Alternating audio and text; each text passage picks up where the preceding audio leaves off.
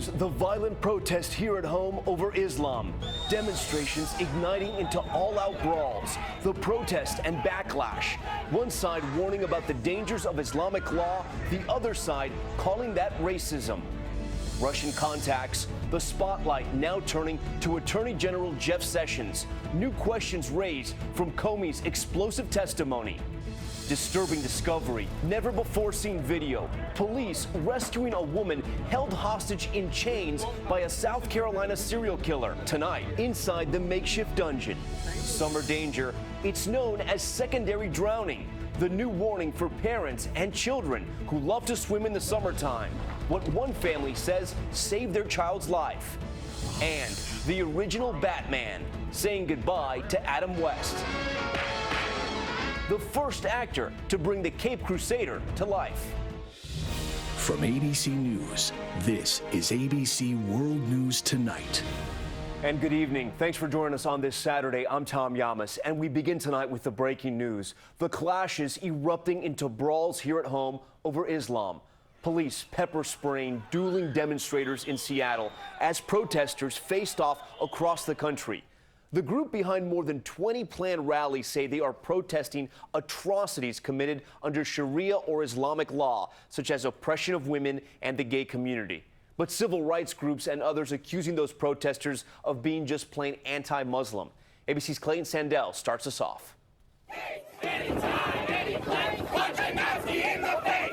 Protesters and counter-protesters squaring off across the country tonight, either against the threat of Islamic law or in defense of Muslim Americans. In Seattle, police pepper spraying the crowd. Several people arrested for assault.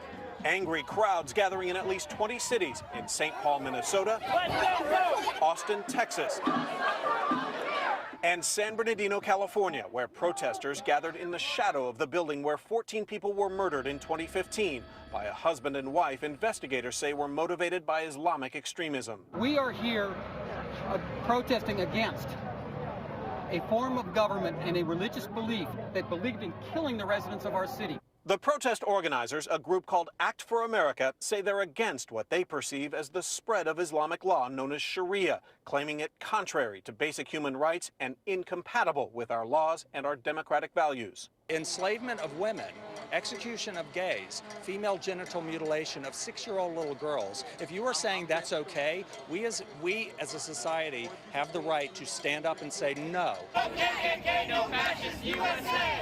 But counter-protesters who showed up today, often in much greater numbers, say the group is out to demonize an entire faith. This is a thinly veiled march against all Muslims. They are trying to declassify Islam as a religion and frame it as a political ideology so they could deny them the freedom of religion. These are fascists.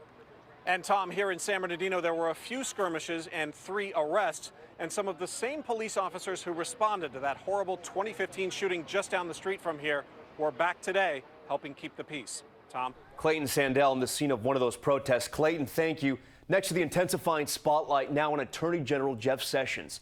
Lawmakers getting ready to grill President Trump's embattled Attorney General early next week about alleged Russian contacts and the firing of ex-FBI Director James Comey. This amid new fallout over Comey's explosive testimony and accusations of liar flying back and forth between President Trump and the man he fired. ABC's Mary Bruce at Trump National Golf Club in Bedminster with the president tonight. With the president and the former FBI director locked in a he said. Those were lies, plain and simple. And some of the things that he said just weren't true. Tonight, the spotlight of the Russia investigation is bringing new scrutiny to the Attorney General, Jeff Sessions. We need to make America great again. Sessions was the first senator to endorse candidate Trump. In March, citing those campaign ties, Sessions recused himself from overseeing the Russia investigation. I should not be involved investigating a campaign I had a role in. But this week, James Comey hinted there was more to it. We also were aware of facts that I can't discuss in an open setting that would make his continued engagement in a Russia-related investigation problematic. Well, a big new wrinkle today, Comey's suggestion that there are some untold stories about why Jeff Sessions decided to recuse himself. Investigators are looking at this event, Trump's first major foreign policy address at a D.C. hotel last year. It's time to shake the rust off America's foreign policy. That's the Russian ambassador, Sergei Kislyak, being shown to the front row. And there's Jeff Sessions. Investigators want to know if the two had any interaction at this event. Sessions previously admitted that he and Kislyak had 2 other encounters during the campaign, after initially denying any contact. What we have is a pattern of contacts with the Russians by Flynn, by Sessions, by Kushner, secret, and then concealed. Mary Bruce joins us live now from Bedminster, New Jersey, where the president is spending the weekend, and lawmakers, Mary, will soon get a chance to press the attorney general on those questions. Tom, we've just learned that specifically because there are so many Russia-related questions for Sessions, the attorney general will now be appearing before the Senate Intelligence Committee on Tuesday. Tom. Mary Bruce with the president tonight. Mary, thanks so much. Next to another big story we're following tonight. And of course, on this week, we'll hear much more for the first time from former New York U.S. Attorney Preet Bharara since his firing by President Trump, the exclusive one-on-one with George. And as we mentioned, another big story we're following, stunning police images just released, a warning that these scenes may be too disturbing for some viewers. The dramatic moments caught on camera when police in South Carolina found and freed a young woman held hostage by a serial killer in a storage container for months. ABC's Eva Pilgrim reports. Tonight, the dramatic and disturbing new images showing the moment authorities walked up to the sealed shipping container where a woman was being held captive. Authorities using a saw and crowbars to break into the container. What's inside, pitch black. Investigators armed with guns walk through, finding Kayla Brown chained up inside a crate. How are you, honey? The 30-year-old held prisoner for 2 months by an admitted serial killer. In the video, you can see Brown with a chain around her neck. Just one. It's attached to a chain on the wall, and my neck's attached to the wall up here. Okay. Wearing glasses, sitting on a makeshift bed. Something straight out of Hannibal Lecter. Here's this girl chained up like a dog in the back of a container. Authorities using bolt cutters to free Brown, who had been trapped inside the container on this property belonging to 46-year-old Todd Kohlhepp, a seemingly successful local realtor. Brown spoke to Dr. Phil McGraw about the moment she was rescued. Calm just washed over me. I was just there. I was free, and I was just ready to get off that property. She immediately told detectives her boyfriend, Charlie Carver, did not survive. Todd Kohlhepp shot Charlie Carver 3 times in the chest, wrapped him in a blue tarp, put him in the bucket of the tractor, locked me down here, and I never seen him again. Okay. He says he's dead and buried. Kohlhepp has now confessed to killing 7 people, including 4 people he gunned down at a motorcycle shop. I cleared that building in under 30 seconds. You guys would have been proud. I'm sorry, but you guys would have been proud. In May, Kohlhepp pled guilty to murder and kidnapping charges. A judge sentenced him to life in prison. Tom? Such a disturbing story. Eva Pilgrim for us tonight. Eva, thank you. And a development now in another story we've been following. The Justice Department announcing the indictment of a Kansas man on hate crime and firearm charges. You may recall that 52-year-old suspect, Adam Purrington. He's accused of shooting 3 men, including 2 Indian immigrants, at a bar in Kansas in February. Moving overseas now to eastern Afghanistan, and word that American servicemen have come under attack by an Afghan army soldier they were training. At least 3 killed and another wounded when that soldier suddenly turned on the U.S. troops. ABC's Stephanie Ramos with the late details. Tonight, at least 4 American soldiers coming under fire in that deadly insider attack in eastern Afghanistan. According to Pentagon officials, an Afghan soldier turned his weapon on U.S. service members there to train him. 3 U.S. Army soldiers killed, 1 more wounded. The Taliban tonight claiming responsibility and releasing this photo of the alleged attacker who was killed. They want to ruin tactical effectiveness between U.S., NATO, and Afghan military units. The attack in the same province where the U.S. dropped the mother of all bombs on Taliban targets in April. President Trump and Vice President Pence were briefed on the deadly attack. When heroes fall, Americans grieve, and our thoughts and prayers are with the families of these American heroes. Today's insider attack, the deadliest in more than a year. There are vetting procedures in place for Afghans serving alongside Americans, but there are still legitimate fears an attacker can put up enough of an act to join. Tom. And the Pentagon's still not releasing those names yet. Stephanie Ramos, thanks so much. And we have new information to report in that latest London terror plot. Police announcing 2 more arrests, revealing striking new details, including this, images of the weapons involved, that pink knife with the handle wrapped in tape, plus other evidence indicating that attack could have been far worse. ABC's Jennifer Eccleston in London. Chilling new details tonight about the terror attack in London that police now say could have been even deadlier. Police confirming on the morning of the attack, ringleader Karam Butt attempted to rent a 7.5-ton truck to ram into pedestrians. The reservation only canceled when he failed to provide payment details, forcing the attackers to use this smaller white van. Police finding 13 Molotov cocktails and 2 blowtorches inside.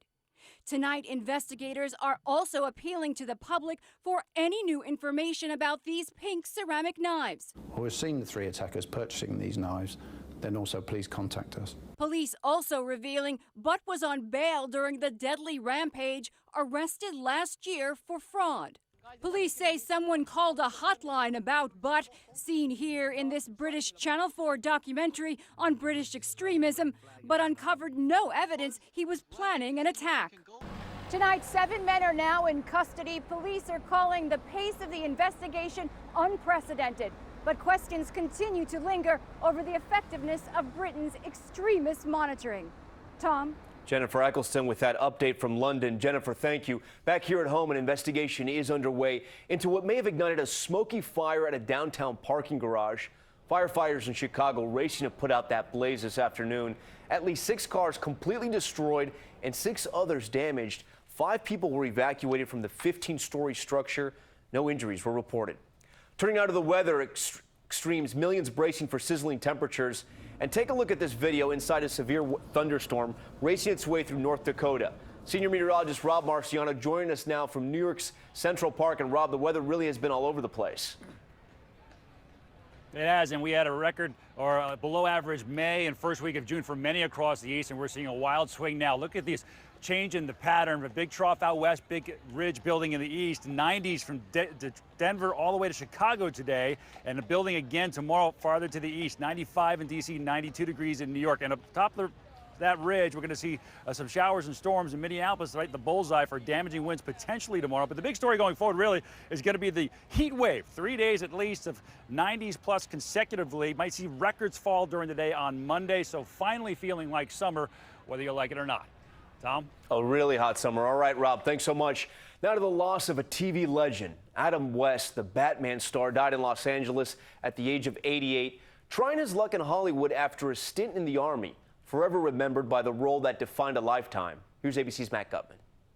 Adam West was forever immortalized as the first Batman. Brace yourself, Robin.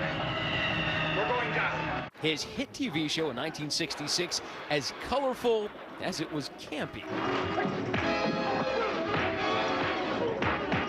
West perfected a deadpan delivery in his comedic turn as the caped crusader. Some days you just can't get rid of a bomb. The lifelong actor actually got his start in a Paul Newman film in 1959, but he catapulted to fame during that 3-year run on ABC. Precisely, Robin.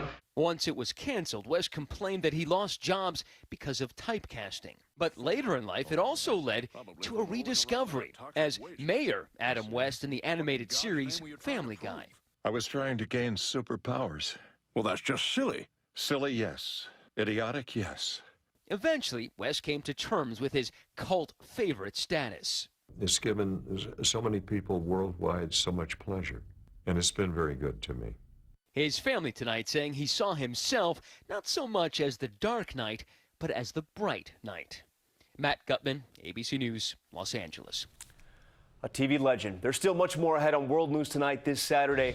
Being 8 months pregnant did not stop a woman from trying to prevent her car from being stolen, dragged around a gas station. How she's doing. Plus, the summer danger, the rare condition that can sneak up on your kids days after swimming. The signs to look out for. And a fireball on a Florida highway after a tractor trailer explodes. We'll tell you how this happened.